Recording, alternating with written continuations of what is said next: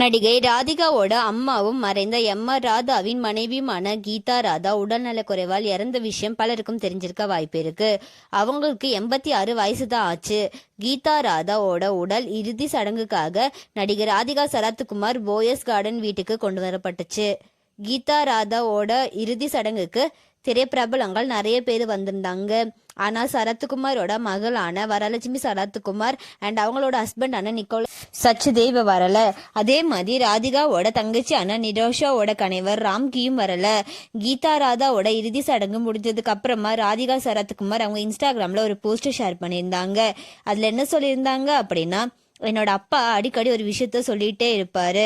நம்ம கல்யாணம் ஃபங்க்ஷன் அந்த மாதிரி எதுக்கு போகலைன்னா கூட பரவாயில்ல, ஆனால் ஒருத்தரோட இறப்புக்கு போய் நம்ம மரியாதை செலுத்தணும், அதை தவிர்க்க கூடாது.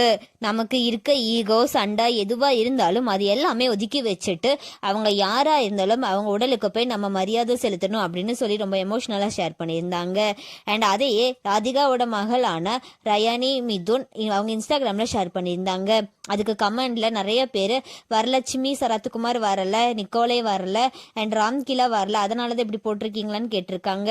அதுக்கு ரயானி மிது சொல்லியிருக்காங்க, வரலட்சுமி சரத்குமார் வெளிநாடு ஷூட்டிங்ல இருக்காங்க, அவங்களோட அம்மாவும் பூஜாவும் அதுக்கப்புறமா வந்தாங்க. அண்ட் ராம்கி வராதது அவங்க தனிப்பட்ட விஷயம், அதுக்கு நம்ம ஒண்ணுமே செய்ய முடியாது அப்படின்னு சொல்லியிருந்தாங்க.